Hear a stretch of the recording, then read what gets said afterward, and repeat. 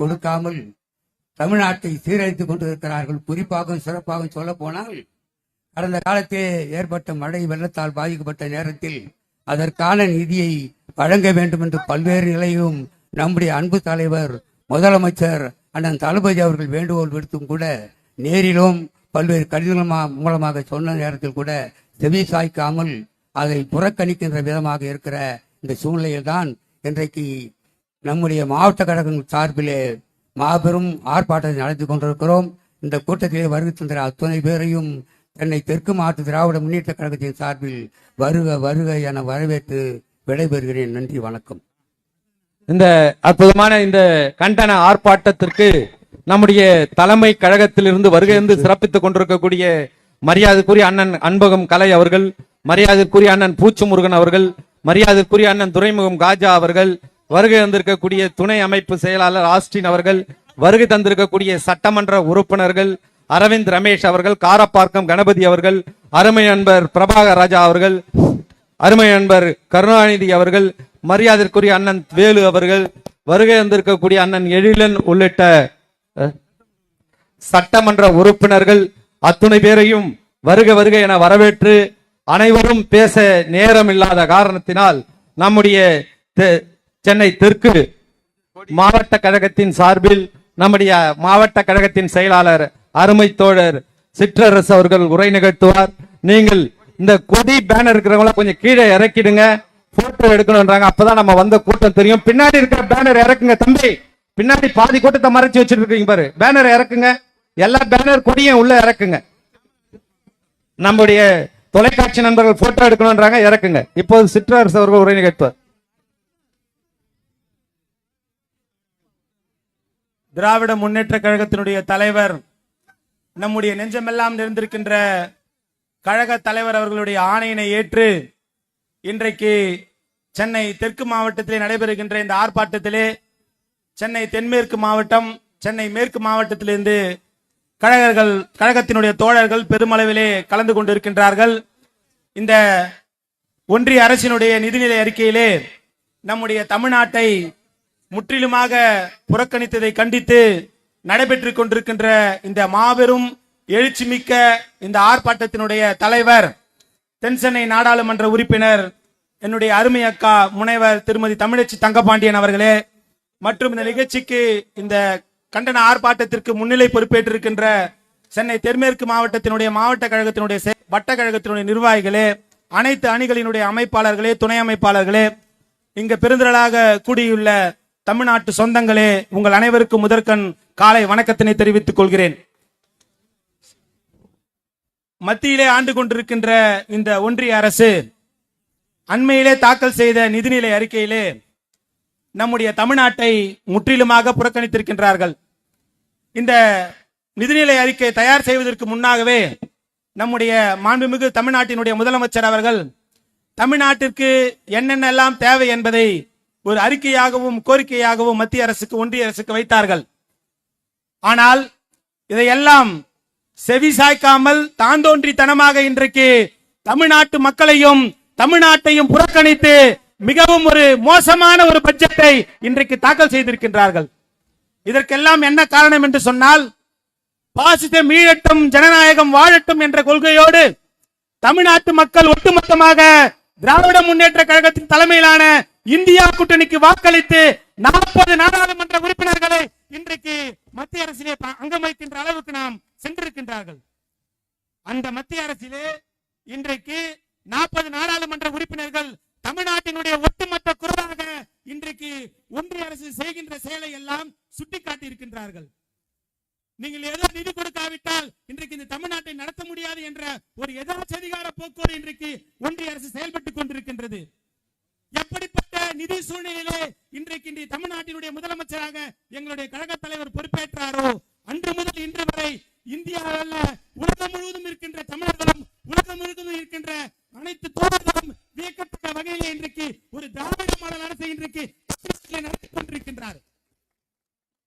அப்படிப்பட்ட ஒரு கடுமையான நிதி சூழ்நிலையிலும் கூட இன்றைக்கு மக்களுடைய தேவைகளுக்காக புதுமை பெண் திட்டம் உட்பட மற்றும் மகளிருக்கான உரிமை தொகை திட்டம் இந்தியாவிலே இல்ல உலகத்திலே இது போன்ற திட்டம் எதுவுமே இல்லை என்று இங்கிலாந்து நாடாளுமன்றத்திலே பாராட்டுகின்ற வகையிலே இன்றைக்கு ஒரு திராவிட மாடல் அரசு நடந்து கொண்டிருக்கிறது.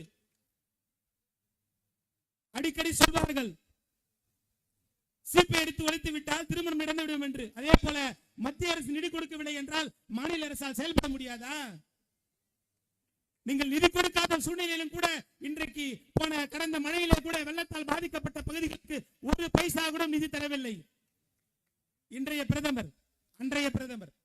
அந்த சூழ்நிலையிலும் கூட தமிழ்நாட்டு மக்கள் எங்கெங்கெல்லாம் பாதித்திருந்தார்களோ அவர்களுக்கெல்லாம் நிதியை வழங்கியவர்தான் நம்முடைய மாண்புமிகு தமிழ்நாடு முதலமைச்சர். யாரை ஏமாற்ற நினைக்கிறீர்கள்?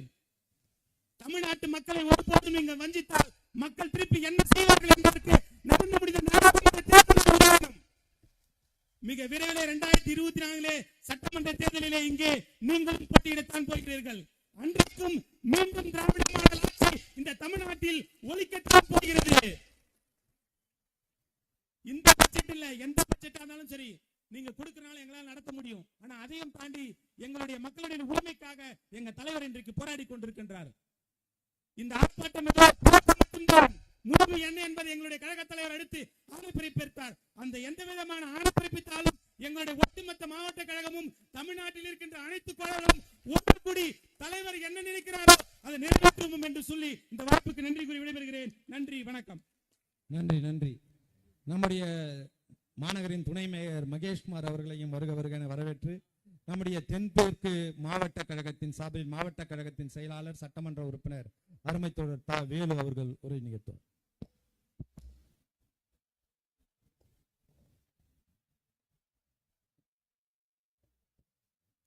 தமிழ்நாட்டை வஞ்சித்த பாஜக அரசை கண்டித்து மாபெரும் கண்டன ஆர்ப்பாட்டத்தை ஏற்பாடு செய்து அமைச்சர் என்ற காரணத்தினால் கலந்து கொள்ள இயலாமல் வெளியிலிருந்து கண்காணித்துக் கொண்டிருக்கும் அன்பிற்கினிய அண்ணன் மாசு அவர்களே, இந்த ஆர்ப்பாட்டத்தின் தலைவர் நாடாளுமன்ற உறுப்பினர் அக்கா தமிழச்சி தங்கப்பாண்டியன் அவர்களே, மாவட்ட செயலாளர் அன்பிற்கினிய சகோதரர் நே சிற்றரசு அவர்களே, தலைமை கழகத்திலிருந்து வருகை தந்து இந்த கூட்டத்தை ஆர்ப்பாட்டத்தை எழுச்சியாக்கிக் கொண்டிருக்கின்ற அண்ணன் அன்பகங்களை உள்ளிட்ட தலைமை கழக நிர்வாகிகளே, சட்டமன்ற உறுப்பினர்களே, நிர்வாகிகளே, அணிகளை சார்ந்த நிர்வாகிகளே, வட்டச் செயலாளர்களே, பொதுச் செயலாளர்களே, உங்கள் அனைவருக்கும் என்னுடைய அன்பான வணக்கத்தை முதலிலே தெரிவித்துக் கொள்ள கடமைப்பட்டிருக்கிறேன். எப்பொழுதுமே இந்தியாவிலே ஒரு நிதிநிலை அறிக்கை என்று சொன்னால் மாநிலங்கள் மட்டுமல்லாமல் உலகையே திரும்பி பார்க்க வைக்கின்ற நிதிநிலை அறிக்கையாகத்தான் எதிர்பார்த்து கொண்டிருப்பார்கள். ஆனால் இந்த நிதிநிலை அறிக்கை பொறுத்தமட்டில் இன்றைக்கு நாடு என்ன பேசிக் கொண்டிருக்கிறது என்று இந்த உலகத்திற்கு தெரியும். முதலிலே பீகார் மக்களுக்கும் ஆந்திரா மக்களுக்கும் என்னுடைய வாழ்த்துக்களை நான் இந்த நேரத்திலே தெரிவித்துக் கொள்ள கடமைப்பட்டு இருக்கிறேன். காரணம் என்னென்று சொன்னால், இந்த பாஜக அரசை காப்பாற்றிக் கொண்டிருக்கின்ற பீகார் மாநிலத்திற்கு கிட்டத்தட்ட ஒரு 58,900 கோடி நிதி ஒதுக்கி இருக்கிறார்கள். வெள்ள நிவாரண தடுப்பு நிதி என்று சொல்லி 13,000 கோடி, 11,500 கோடி, 4 தேசிய நெடுஞ்சாலைகள், ஒரு பாலம் உள்ளிட்டவைகளுக்கு 26,000 கோடி, மின் திட்டத்தின் விரிவாக்கத்திற்காக ஒரு 26,000 கோடி, இப்படி 26,400 கோடி, இப்படி 58,900 கோடியை ஒதுக்கி இருக்கிறார்கள் அந்த மாநிலத்திற்கு. அதே போல ஆந்திர மாநிலத்திற்கு அமராவதி என்ற நகரத்திற்கு மட்டுமே 15,000 கோடி நிதியை ஒதுக்கியதோடு மட்டுமல்லாமல் கட்டமைப்பு வசதிகளும் செய்து தரப்படும் என்று உத்தரவாதம் தரப்பட்டிருக்கிறது. ஆனால் இங்கு இந்த மாநிலத்துக்கு என்ன நிலைமை என்று சொன்னால் கேள்விக்குறிதான். அதைத்தான் இன்றைக்கு நம்முடைய தமிழ்நாட்டின் முதல்வர் எங்கள் கழக தலைவர் அவர்கள் இந்த ஆர்ப்பாட்டத்தை இங்கே அறிவித்திருக்கிறார்கள். இந்த ஆர்ப்பாட்டத்தின் மூலம் 2 விஷயங்களை இந்த நாட்டு மக்களுக்கு உணர்த்த இருக்கிறார் நம்முடைய முதல்வர் அவர்கள். ஒன்று, தமிழும் தமிழ்நாடும் ஒதுக்கப்பட்டிருக்கிறது. அதே போல ஜனநாயகம் சிதைக்கப்பட்டிருக்கிறது. 2 முக்கிய காரணிகளாக நீங்கள் கருத வேண்டும். தமிழும் தமிழ்நாடும் என்று சொன்னால் கிட்டத்தட்ட இப்பொழுது இருக்கின்ற நிர்மலா சீதாராமன் அம்மையார் அவர்கள் தான் பொறுப்பேற்ற நிதியமைச்சர் பதவியில் நிதிநிலை அறிக்கை தாக்கல் செய்யும் போதெல்லாம் ஒரு திருக்குறள் இருக்கும், இல்லை என்று சொன்னால் சங்கத்தமிழ் இருக்கும், இல்லை தமிழ் இலக்கியங்களில் சில வரிகள் வார்த்தைகளாக இருக்கும். இந்த முறை அது கூட இல்லை. அதே போல தமிழ்நாட்டுக்கு நிதி என்று சொன்னால் எதுவும் வளர்ச்சி திட்டங்களுக்கு ஒதுக்கப்படவில்லை. இதைத்தான் நம்முடைய தமிழக முதல்வர் அவர்கள், கழக தலைவர்கள் எதிர்த்து குரல் கொடுத்து இந்த ஆர்ப்பாட்டத்தை தமிழ்நாடு எங்கும் நடத்தி கொண்டிருக்கிறார். கொஞ்சம் சிந்தித்து பார்க்க வேண்டும். தமிழ்நாட்டிலே 28 மாநிலங்கள், 8 யூனியன் டெரிட்டரிஸ் இருக்கிறது. அதிலே இந்தியாவின் வளர்ச்சிக்கு அதிகமாக தோள் கொடுக்கக்கூடிய மாநிலம் எது என்று சொன்னால் 3-4 மாநிலங்களில் தமிழ்நாடும் ஒரு மாநிலம். அதே போல தமிழ்நாடு மட்டுமல்ல, அவர்கள் ஒதுக்கின்ற அந்த நிதி தமிழ்நாட்டிலே மக்களுக்கு வளர்ச்சிக்கு எதுவும் செய்யாத காரணத்தினாலே, ஒதுக்காத காரணத்தினாலே இன்றைக்கு இந்த ஆர்ப்பாட்டத்தை நடத்தி கொண்டிருக்கிறோம். கொஞ்சம் எண்ணி பார்த்திட வேண்டும்.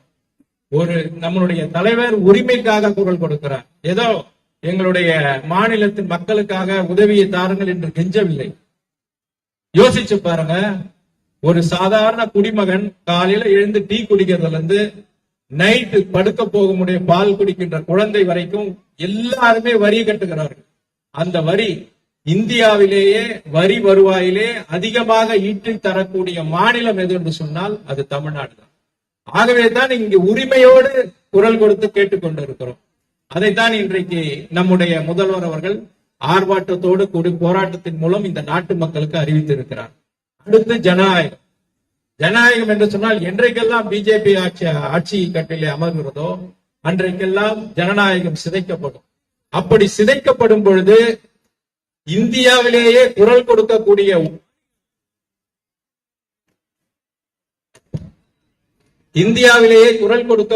ஒரே இயக்கம் என்று சொன்னால் திராவிட முன்னேற்ற கழகம் தான். அதனுடைய ஒப்பற்ற தலைவர் நம்முடைய தலைவர் அவர்கள். இன்றைக்கு என்ன நிலைமைனா பாத்தீங்கன்னா, கொஞ்சம் சிந்திச்சு பாருங்க. தமிழ்நாட்டுக்கு நிதி ஒதுக்கல. சமூக வலைதளங்கள்லாம் வருகின்ற தலைமுறைகள் எல்லாம் என்ன நினைக்கிறான்னா, ஓட்டு போடல அதனால மோடி கொடுக்கல. ஆனால் மக்களாட்சியில அது போன்ற எண்ணமே வரக்கூடாது. யாரு ஜெயிச்சாலும் மக்கள் ஒரு ஆட்சியில அமர்ந்து விட்டார் சொன்னால் ஒட்டுமொத்த இந்தியாவுக்கு அவர்தான் பிரதமர். ஆனால் இன்றைக்கு நாங்கள் 40 ஜெயிச்சு விட்டோம், அதனால எங்க தமிழ்நாட்டுக்கு நீ பிரதமர் இல்லை என்று சொல்ல முடியாது.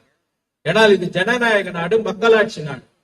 ஆகவே தான் இன்றைக்கு உள்ள நம்முடைய முதல்வர் அவர்கள் உரிமையோடு நம்முடைய தமிழ்நாட்டுக்கு வேண்டிய நிதியை கேட்டுக் கொண்டிருக்கிறார். ஆகவே இதையெல்லாம் கருத்தில் கொண்டுதான் இன்றைக்கு முதல் கட்டமாக நம்முடைய தமிழ்நாட்டின் முதல்வர் அவர்கள் இந்த ஆர்ப்பாட்டத்தை அறிவித்திருக்கிறார்கள். ஒன்றே ஒன்றை மட்டும் நான் இங்கே சொல்லிக்கொள்ள கடமைப்பட்டிருக்கிறேன். ஏதோ தமிழ்நாட்டுக்கு நிதியை தரவில்லை என்று சொன்னால் டெல்லியில போய் கையை கட்டி வாய் மூடி ஏதாவது இந்த தமிழ்நாட்டுக்கு நீங்கள் செய்யுங்கள் என்று கேட்பார், எடப்பாடி மாதிரி கேட்பார் என்று நினைத்தால் நிச்சயம் அது நடக்காது. காரணம், இது தமிழ்நாட்டிலே கம்பீரமாக திராவிட மாடல் நடத்தி கொண்டிருக்கின்ற, ஆட்சியை நடத்தி கொண்டிருக்கின்ற முத்துவேல் கருணாநிதி ஸ்டாலின். ஆகவே எங்களது உரிமையை நாங்கள் விட்டுக் கொடுக்க மாட்டோம், பெற்றே தீர்வோம் என்று சொல்லி விடைபெறுகிறேன். நன்றி, வணக்கம். இன்னும் 15 நிமிடங்களில் இறுதியாக தலைமை உரை நிகழ்த்தி முடிய இருக்கிறது. நம்முடைய தமிழ்நாட்டின் உரிமைகளுக்காக ஒன்றிய அரசையும் மோடி அரசையும் பாராளுமன்றத்தில் நடுநடுங்க வைக்க நம்முடைய பேச்சாற்றலால் நடுநடுங்க வைக்க நம்முடைய நாடாளுமன்ற உறுப்பினர் அக்கா தமிழச்சி தங்கபாண்டியன் அவர்கள் இந்த நிகழ்ச்சியின் தலைமை உரையை விரிவாக விவரிப்பார் என்று சொல்லுகிறேன்.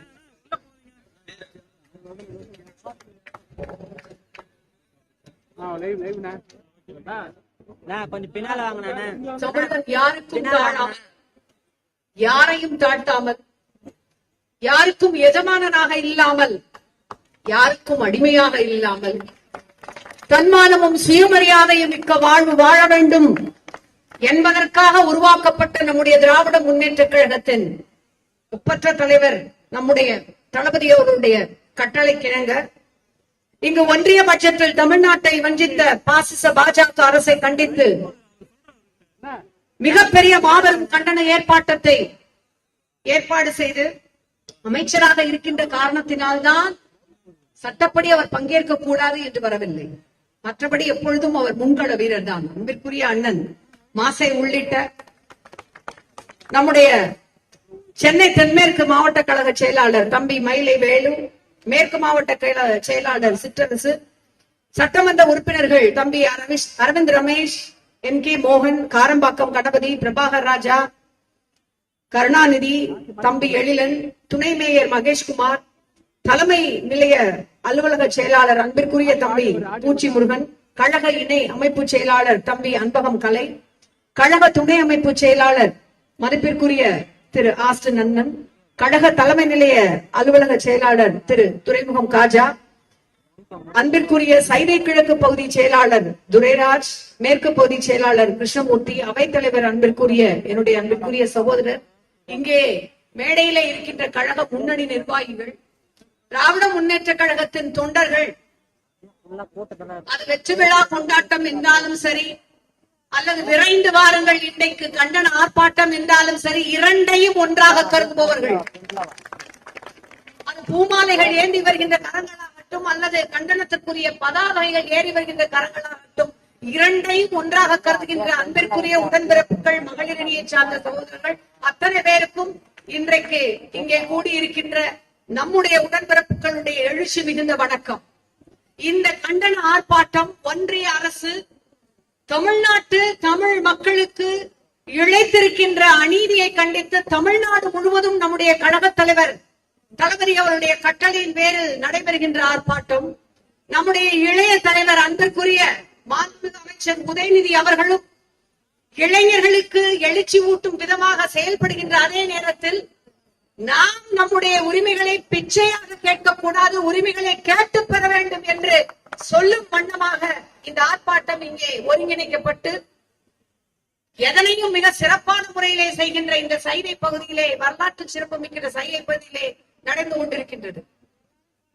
இந்த நிதிநிலை அறிக்கை என்பது தெற்கிலே இருந்து ஒருபொழுதும் நாங்கள் ஜனநாயகத்திற்கு எதிரான சக்திகளுக்கு அடிபணிய மாட்டோம், மத நல்லிணக்கத்தை கூட்டாட்சி தத்துவத்தை உயர்த்தி பிடிப்போம் என்பதை இந்தியாவிற்கே 40 இடங்களை கொடுத்திருக்கின்ற தமிழ்நாட்டிலே நடைபெறுகின்ற போராட்டம்.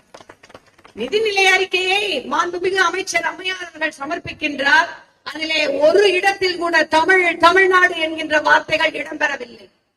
ஆனால் இந்த தேர்தலுக்கு முன்பாக 8 முறை மாண்புமிகு பாரதத்தினுடைய பிரதமர் நம்முடைய தமிழ்நாட்டுக்கு வந்திருக்கின்றார்.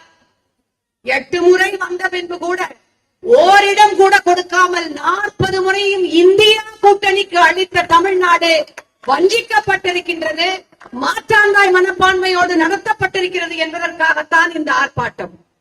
ஒருபொழுதும் நாம் நம்முடைய நிதியை தாருங்கள் என்று கையேந்தி நிற்க வேண்டிய அவசியம் இல்லை. ஆனால் உரிமைகளை கேட்கும் பொழுது எதற்காக அந்த உரிமையை கேட்கிறோம் என்பதை புள்ளி விவரமான தரவுகளோடு நம்முடைய முதலமைச்சர் அவர்கள் தெளிவுபடுத்தி இருக்கின்றார். இந்தியாவிலேயே தமிழ்நாடுதான் வரியை அதிகமாக ஒன்றிய அரசாங்கத்திற்கு தருகின்ற மாநிலம், வருமானத்தை அதிகமாக தருகின்ற மாநிலம்.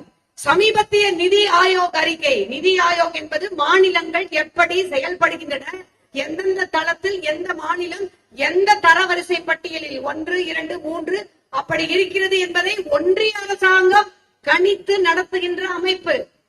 அந்த அமைப்பு 13 தளங்களில் 13 ஃபீல்ட்ஸ் தமிழ்நாடு முதலிடத்திலே இருக்கின்றது, 4 ரன்னர் என்று பாராட்டி இருக்கின்றது.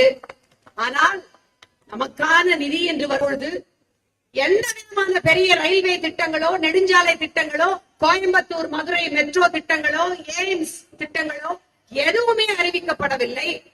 நம்முடைய அண்டை மாநிலங்களுக்கு கொடுப்பது குறித்து நமக்கு வருத்தம் ஏதுமில்லை.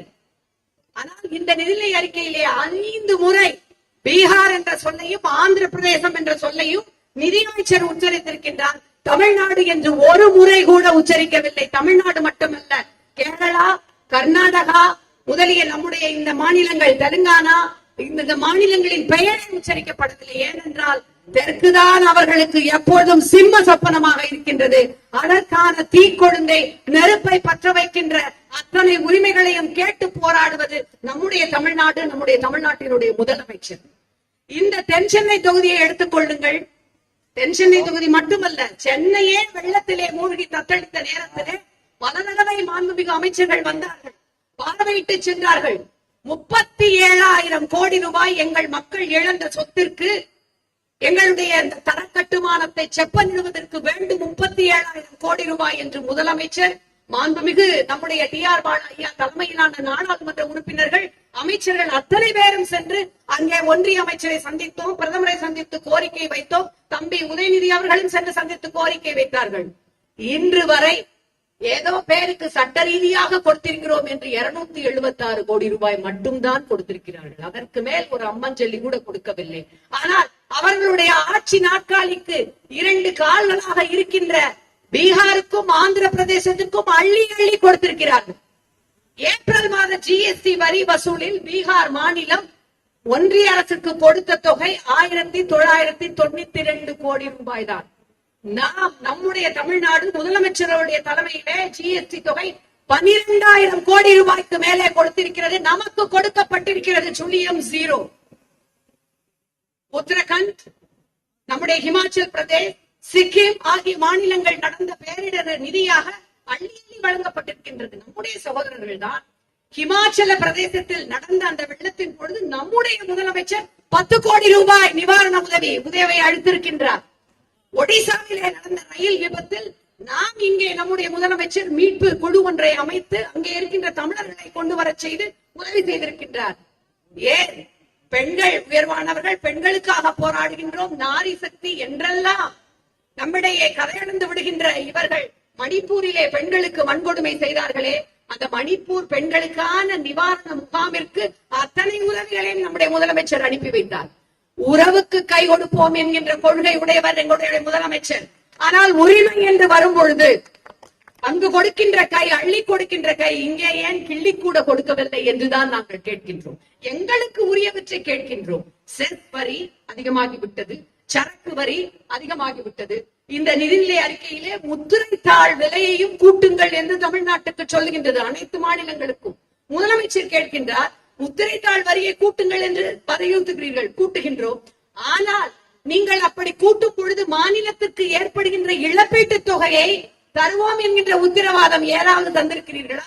ஏற்கனவே ஜிஎஸ்டிக்கான இழப்பீட்டு தொகையை தரவில்லை. இது மட்டும் எப்படி தருவீர்கள் என்று கேட்கின்றார். எப்படியெல்லாம் நம்மை வஞ்சிக்க முடியுமோ. நம்முடைய சென்னை மெட்ரோ ரயில் 2ஆம் கட்டம், second phase of Chennai metro எத்தனை வருடங்கள் ஆகிவிட்டது.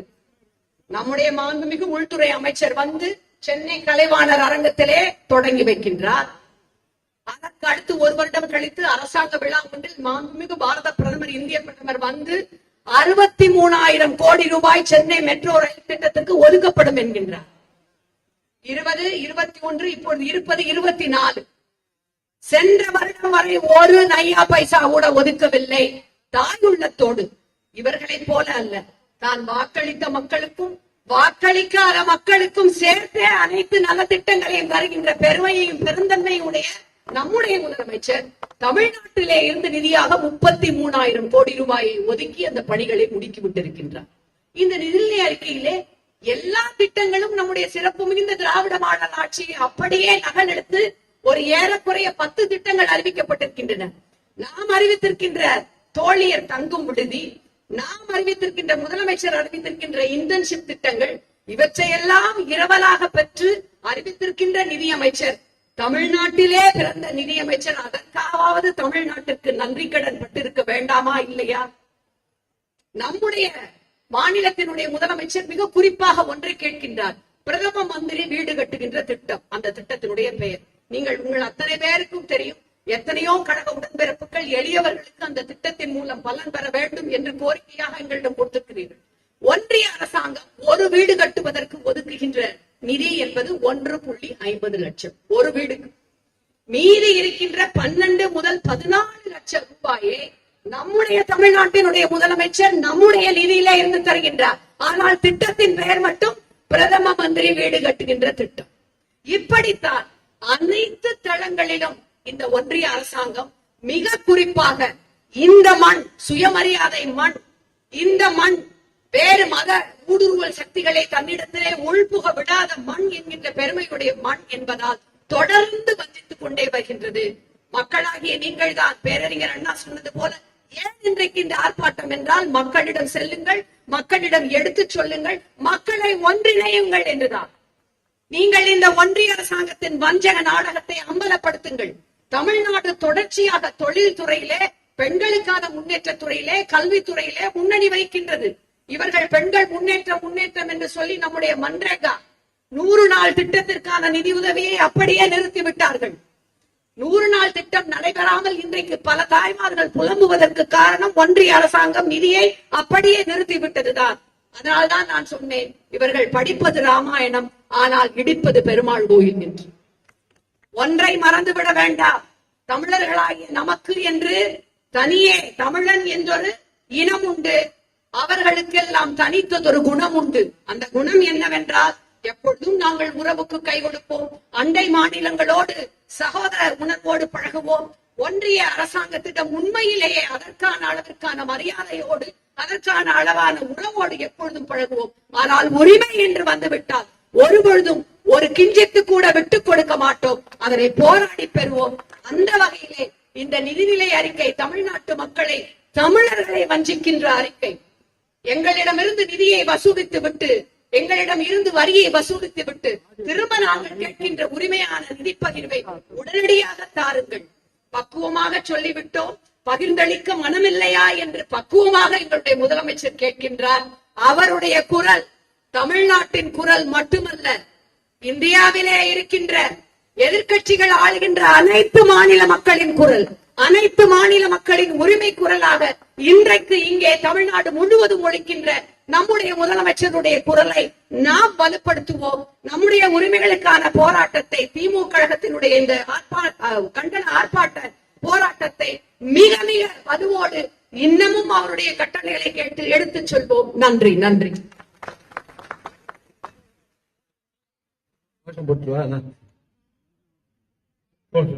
ஆர்ப்பாட்டம், இது ஆர்ப்பாட்டம், ஆர்ப்பாட்டம், ஆர்ப்பாட்டம், ஆர்ப்பாட்டம், இது ஆர்ப்பாட்டம், ஆர்ப்பாட்டம், ஆர்ப்பாட்டம். ஒன்றிய அரசை கண்டித்து, ஒன்றிய அரசை கண்டித்து ஆர்ப்பாட்டம், இது ஆர்ப்பாட்டம், ஆர்ப்பாட்டம், ஆர்ப்பாட்டம். தமிழ்நாட்டை புறக்கணித்ததற்கு எதிரான, தமிழ்நாட்டை புறக்கணிக்கு எதிரான ஆர்ப்பாட்டம், ஆர்ப்பாட்டம், ஆர்ப்பாட்டம், ஆர்ப்பாட்டம்.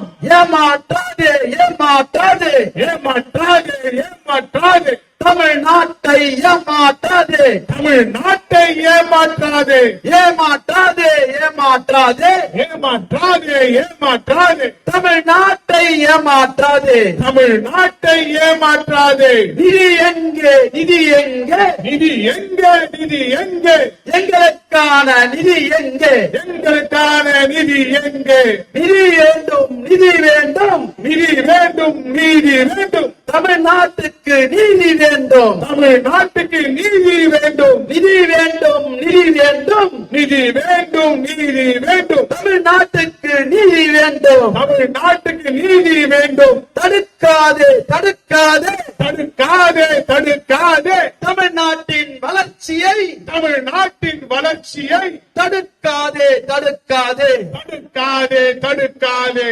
இன்னும் வரல, இன்னும் வரல, இன்னும் வரல, இன்னும் வரல, பேரிடர் நிதி இன்னும் வரல, பேரிடர் நிதி இன்னும் வரல, காணவில்லை, காணவில்லை, காணவில்லை, காணவில்லை, எய்ம்ஸ் மருத்துவமனையை காணவில்லை, எய்ம்ஸ் மருத்துவமனை காணவில்லை.